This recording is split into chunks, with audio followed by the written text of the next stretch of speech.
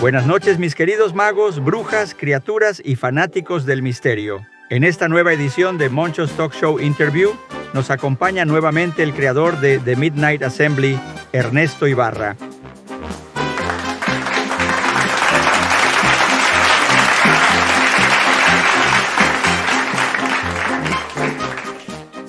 Y como ustedes ya saben, cuando Ernesto aparece por aquí es porque hay mucho de qué hablar.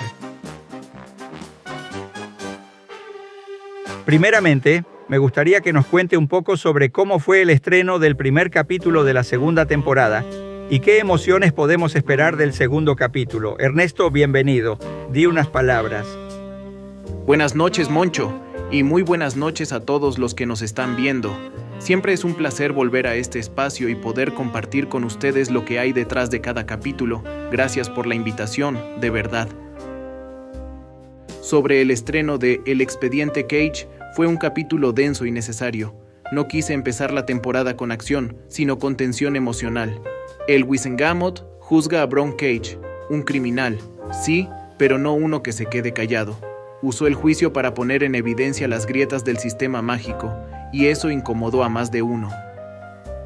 También introdujimos al ex ruso, que no necesita levantar la voz para dejar claro que es peligrosa. Su presencia en la sala fue suficiente para entender que hay algo más grande moviéndose tras bambalinas, y al mismo tiempo, vimos a mi personaje iniciar sesiones de terapia, no desde la autocompasión, sino como un intento real por empezar a poner en orden el desastre que dejó atrás. Todavía no es redención, pero es el primer paso. Ahora, en el segundo capítulo, veremos una fuerte sensación de peligro inminente mientras la historia continúa desarrollándose con un tono más oscuro y lleno de misterio. También se profundiza en la lealtad entre ciertos personajes, mostrándonos vínculos que se fortalecen en medio de la incertidumbre. Es un episodio que prepara el terreno con inteligencia y elegancia, el preludio de algo mucho más grande. Y como ustedes mandan, traigo una maleta llena de preguntas, todas hechas por algunos seguidores recurrentes. Patricia, trae el maletín de preguntas, por favor, que esta noche se viene intensa.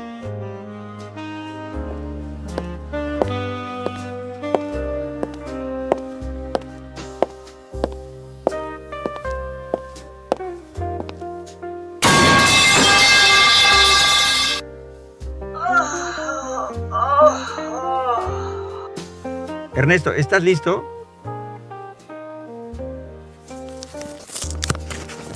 Bloque 1. Lo que se viene en la serie.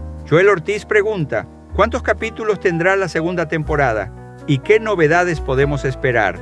Luke Rivas Oficial pregunta, ¿Ernesto usará sus habilidades de animago más adelante? Eduardo Colmenares pregunta, ¿aparecerán Harry, Ron y Hermione en esta nueva temporada? La segunda temporada de The Midnight Assembly será más extensa que la anterior y adoptará un tono mucho más oscuro y maduro. Los conflictos serán más profundos y personales, y finalmente presenciaremos el verdadero alcance del vidente, tanto en el mundo mágico como en el mundo Muggle. Habrá nuevos personajes, escenarios y artefactos que enriquecerán aún más el universo narrativo. En cuanto a Ernesto, sí hará uso de sus habilidades como animago en futuros momentos de la trama, aunque no será un recurso constante. Respecto a Harry, Ron y Hermione, solo les diré que no se pierdan los próximos capítulos. Bloque 2. Inspiraciones y proceso creativo. Ale pregunta, ¿has tomado elementos de películas, juegos o series fuera del universo de Harry Potter? ¿Reescribirías los primeros capítulos? ¿De qué otras series te inspiraste? Menciona 3 personajes originales de la serie que traerías a la vida real y con cuál consideras que te llevarías mejor. Y Eduardo Colmenares pregunta, ¿cómo se te ocurrió crear a El Vidente?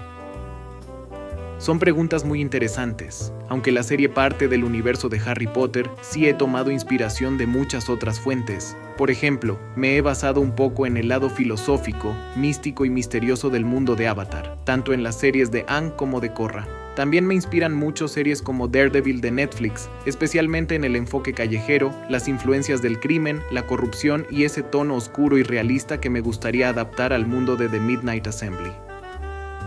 En cuanto a reescribir los primeros capítulos, les tengo mucho cariño, pero reconozco que los recursos técnicos que tenía en ese momento eran limitados.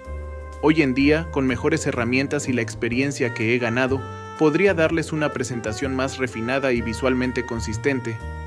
Más que cambiar la historia en sí, haría algunos ajustes menores para alinearla mejor con el rumbo actual de la serie, pero nada demasiado significativo. Sobre los personajes que traería a la vida real, elegiría a Malik, a la agente de la Rock Claire y por supuesto al vidente. Creo que me llevaría mejor con Claire por su personalidad relajada y bromista. También valoraría mucho la amistad y la sabiduría de Malik. Y aunque el vidente es un antagonista, admiro su perspectiva y la forma estratégica en que maneja las situaciones, algo que se explorará más a fondo en el desarrollo de la segunda temporada. Bloque 3. Psicología, traumas y terapia. Aficore MB pregunta: ¿quién es el psicólogo que atiende a Ernesto? ¿Qué quiso decir con que Ernesto no se acepta a sí mismo? Y Eduardo Colmenares pregunta: ¿desde hace cuánto Ernesto asiste a terapia? El terapeuta que atiende a Ernesto se llama Harold Rawlins. Es un especialista en psicología mágica y trastornos cognitivos encantados y trabaja para el Ministerio de Magia en su propia división dedicada a estos casos. Aunque ejerce en el mundo mágico, Harold se formó en la University of St. Andrews, una universidad muggle, por lo que su estilo de terapia no se basa en magia como tal, sino en técnicas reales y validadas para ambos mundos, especialmente en terapia cognitivo-conductual. Cuando se dice que Ernesto no se acepta a sí mismo, se refiere a su dificultad para reconciliar todas las partes de su historia y personalidad. Carga con una fuerte culpa por las decisiones que tomó, por la gente a la que lastimó o siente que traicionó. Este conflicto interno es central en su proceso de sanación. En cuanto al tiempo que lleva en terapia, comenzó inmediatamente después de los eventos del final de la primera temporada. Ernesto sintió que su conversación y el hecho de mostrarle sus recuerdos a Malik lo llevaron a reflexionar profundamente sobre su vida y a tomar la decisión de buscar ayuda profesional de manera formal. Bloque 4. Magia personalizada, hechizos y pociones. Luke Rivas Oficial pregunta: ¿Ernesto ha creado otros hechizos además del de los puntos de presión? ¿Ha creado alguna poción única? ¿En algún momento Ernesto colaborará con Harry Potter? Ernesto ha desarrollado otros hechizos además del de los puntos de presión, aunque suelen ser variantes o adaptaciones de magia ya existente, personalizadas para su estilo de combate y su experiencia como agente de la Rock. En cuanto a pociones, no ha creado una completamente única, pero sí ha modificado recetas tradicionales para hacerlas más efectivas o adaptadas a sus misiones. Sobre colaborar con Harry Potter, ya lo ha hecho en el pasado. Harry, como jefe del Departamento de Aplicación de la Ley Mágica, ha remitido varios casos a la Rock, incluyendo el caso del robo en Gringotts. Por eso no sería sorprendente verlos trabajar juntos en el futuro, dado que sus áreas suelen cruzarse en investigaciones delicadas o de alto riesgo. Bloque 5. El vidente y su amenaza global. Aficore MB pregunta: ¿quién es el nuevo Señor Tenebroso? ¿Por qué cambió la condena del criminal? ¿Qué quiere lograr? ¿Quién es esa mujer que lo ayuda? Eduardo Colmenares pregunta: ¿tiene criaturas mágicas como aliados? Y Kurt Shimon pregunta: ¿es un muggle? El nuevo Señor Tenebroso es el vidente, el principal antagonista de la serie. No es un villano común, sino alguien con carisma, visión propia y la capacidad de manipular sistemas enteros desde las sombras. La condena de Bron Cage cambió porque el vidente tiene influencias muy profundas en el mundo mágico, sabe mover hilos, comprar lealtades y generar dudas, logrando resultados sorprendentes sin ensuciarse las manos directamente, pero la razón exacta de por qué lo hizo se revelará en los próximos capítulos. Ahora, el objetivo del vidente no es conquistar por simple poder, sino reconfigurar por completo el orden mágico. eliminando barreras y secretos que, según él, mantienen al mundo sumido en la corrupción y la hipocresía.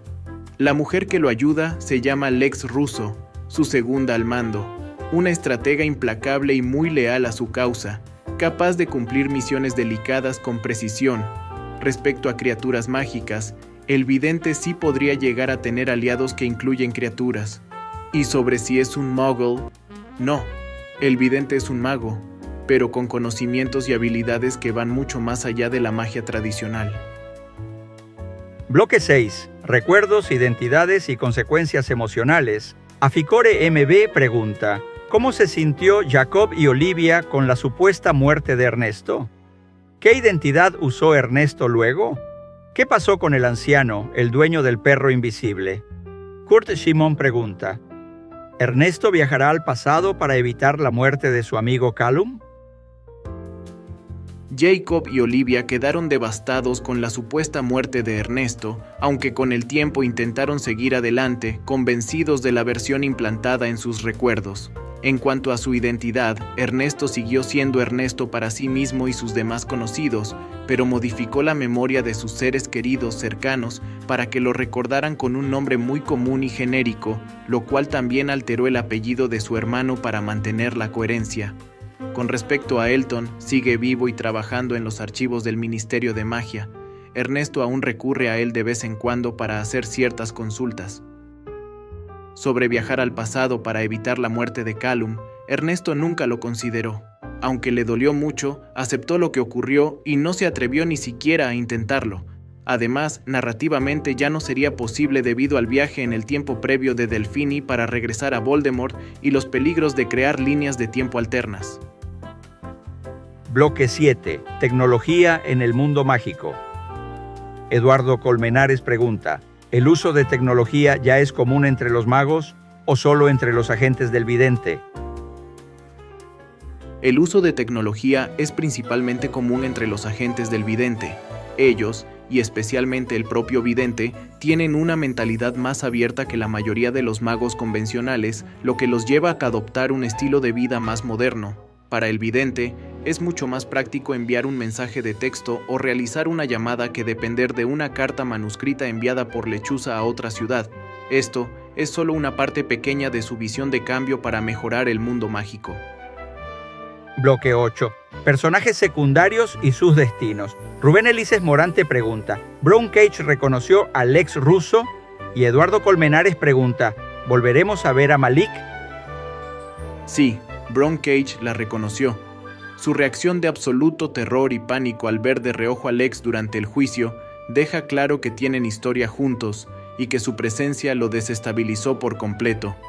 En cuanto a Malik, él volverá.